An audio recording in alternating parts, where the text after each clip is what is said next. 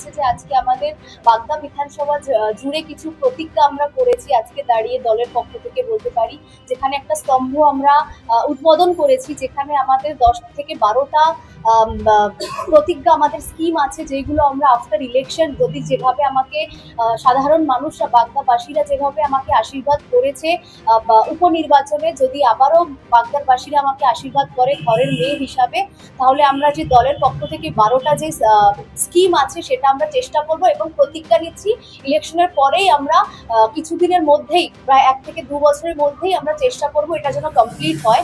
এবং পরপর রিড করছি, সেটা হচ্ছে সর্বপ্রথম হচ্ছে সিন্দ্রানী হসপিটাল সম্পূর্ণভাবে চালু করা, ডাক্তার বেড ও প্রয়োজনীয় চিকিৎসা পরিষেবা নিশ্চিত করা হবে। দ্বিতীয় হচ্ছে 92A বনগাঁ দত্তফুলিয়া রোড সংস্কার ও প্রশস্ত করে নিরাপদ ও সহজ যাতায়াতের নিশ্চিত করা হবে।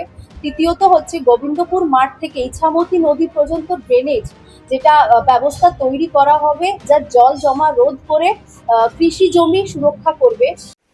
আমি হাঁটতে পারতাম না, আমার হাঁটু বেঁকে গেছিলো, আমি পড়ে গেলে আমি উঠতে পারতাম না। আমি এখানে আসি অন্যতম নার্সিংহোমে এসেছি,